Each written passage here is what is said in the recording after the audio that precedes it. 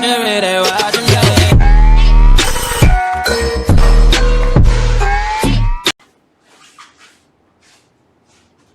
Welcome to stocks now. आज बात करते हैं वीकली एनालिसिस निफ्टी और बैंक निफ्टी में क्या चल रहा है, नेक्स्ट वीक क्या एक्सपेक्टेशंस रह सकती हैं। आज पूरा डेटा रहेगा ऑप्शंस बेसिस पे, ऑप्शन चेन कैसा चल रहा है और चार्ट बेसिस पे कैसा चल रहा है। सबसे पहले देखते हैं निफ्टी के बारे में। निफ्टी लास्ट वीक हमने जो डिस्कस किया था उसमें क्या हुआ। निफ्टी हमने लास्ट वीक डिस्कस किया था कि एक बाउंस जरूर देगा और निफ्टी ने बिल्कुल ऐसा ही किया।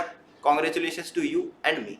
अब देखते हैं नेक्स्ट वीक। यहां से मैंने एक ट्रेंड लाइन बनाई थी जो एक स्टीप स्लोप चल रही है, बिल्कुल कहां से, जो लास्ट मार्च से स्टार्ट हुई है स्टीप ट्रेंड लाइन और अभी तक चल रही है वो वाली ट्रेंड लाइन। अभी तक ये वाली ट्रेंड लाइन ब्रेक नहीं हुई है, बट एक यहाँ पर डेंजर वाली स्थिति की बात ये है क्योंकि यहाँ पर ये ट्रेंड लाइन एक बार, दो बार और तीन बार ऑलरेडी टेस्ट हो चुकी है और मार्केट इस टाइम चल रहा है अप ट्रेंड में, बट उसके डिस्ट्रीब्यूशन डेज हो चुके हैं 3।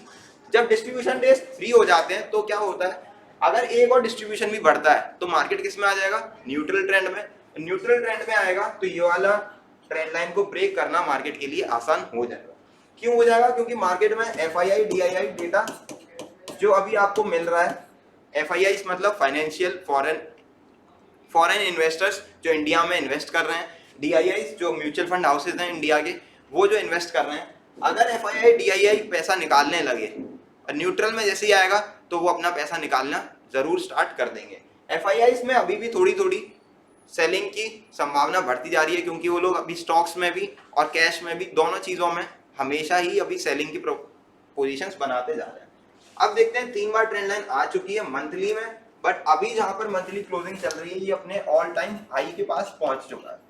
ऑल टाइम हाई पे जब मार्केट पहुंचता है तो क्या होता है, या तो 2 सिनेरियो रहते हैं, या तो मार्केट उसको विथ वॉल्यूम क्रॉस कर दे, या फिर दूसरा क्या काम करे, एकदम से आता है और सडन सेलिंग आती है, जैसा कि देखने को मिला था वेडनेसडे को।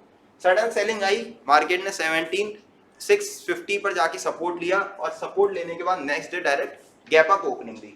गैप अप ओपनिंग जब भी होती है तो मार्केट में पूरा प्रॉफिट चला जाता है। ऑलरेडी ऑपरेटर पूरा प्रॉफिट कमा रखा होता है गैप अप ओपनिंग में। अब चलते हैं मंथली में ऑप्शंस में क्या डेटा बन रहा है, इसके ऊपर देख लेते हैं। ये है मंथली का 28 अक्टूबर का ऑप्शन एनालिसिस। यहाँ पर निफ्टी में देख सकते हैं कि सबसे ज्यादा कॉल राइटिंग हो रखी है 18,000 पर, मतलब ये क्या बना हुआ है, सबसे ज्यादा रेजिस्टेंस लेवल बना हुआ है निफ्टी के लिए। अगर मार्केट को निफ्टी को क्रॉस करना होगा तो 18,000 को विद वॉल्यूम, जैसे कि 16,000 और 17,000 क्रॉस किया था, जिसमें बिल्कुल भी मार्केट ने रिट्रेसमेंट नहीं दिया था। एकदम क्लीन ब्रेकआउट देना पड़ेगा और उस क्लीन ब्रेकआउट में ऐसा ब्रेकआउट होगा कि डायरेक्ट 18,150 पर मार्केट जाके स्टॉप करे। फिर चलते हैं पुट की तरफ। पुट राइटिंग सबसे ज्यादा अभी के लिए 17,800 पर हो रखी है, जो कि एक अच्छे सपोर्ट की तरीके से काम करेगा। किस एक्सपायरी तक, 28 एक्सपायरी तक। अभी यहाँ पर ज्यादा डेटा नहीं बना है, ज्यादा पुट और कॉल में नहीं काम हो रहा है। क्यों, ये सारे हैं ऑब्वियस वाले जो ऑप्शन सेलर्स हैं जो हर एक 200-200 पॉइंट पर सेल करके चले जाते हैं।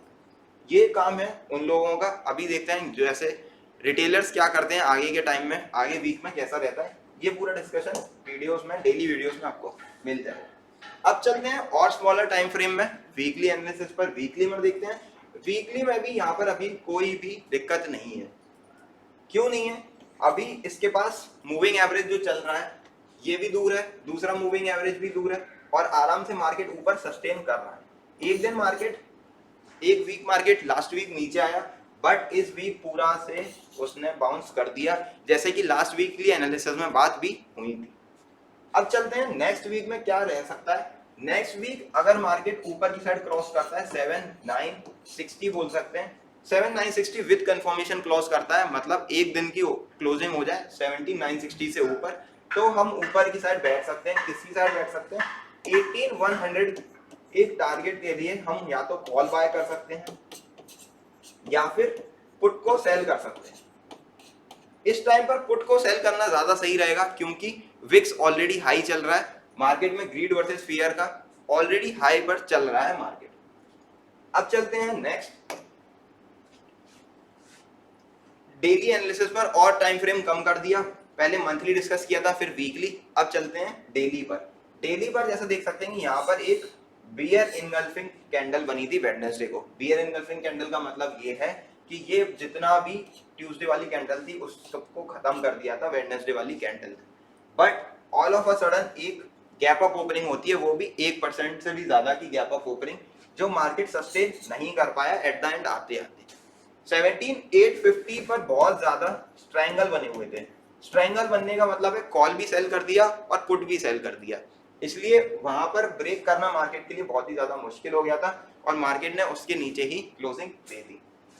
फिर दोबारा से फ्राइडे को एक दोबारा गैप अप ओपनिंग हुई और यहाँ पर भी क्या हुआ, यहाँ पर भी सेम चीज है, यहाँ पर भी मार्केट सस्टेन नहीं कर पाया और एक स्पिनिंग टॉप टाइप कैंडल बनाई है। स्पिनिंग टॉप में क्या दिक्कत होता है, ये कंफ्यूजन क्रिएट करता है। जब कंफ्यूजन क्रिएट हो रहा है तो हमें क्या करना पड़ेगा, एक कंफर्मेशन के लिए वेट करना पड़ेगा। अगर कंफर्मेशन मिलता है, हमें कंफर्मेशन कब मिलेगा, या तो इसका हाई ब्रेक हो या फिर इसका लो ब्रेक हो डाउन साइड। प्रोबेबिलिटी मोस्टली ये है, आरबीआई की पॉलिसी भी इंडिया के लिए फेवरेबल में रही है, मार्केट के लिए फेवरेबल में रही है, तो अभी यही पॉसिबिलिटीज लगाई जा सकती हैं कि मार्केट 18,150 तक जा सकता है आगे। कब तक जा सकता है, अगर मार्केट में इस वीक अप ट्रेंड में रह सकता है तभी जा सकता है। अगर एक डिस्ट्रीब्यूशन डे बढ़ जाता है तो फिर मार्केट न्यूट्रल ट्रेंड में आ जाएगा, जो फिर टफ हो जाएगा मार्केट के लिए ऊपर जाने के लिए। अब चलते हैं नेक्स्ट ऑप्शंस में क्या हो रखा है वीकली में। ये वाला ऑप्शंस का डेटा है 14 अक्टूबर का। 14 अक्टूबर मतलब ये जो नेक्स्ट वीक आ रहा है थर्सडे को जो एक्सपायर होगी, ये वाली वीकली एक्सपायरी का डेटा चल रहा है।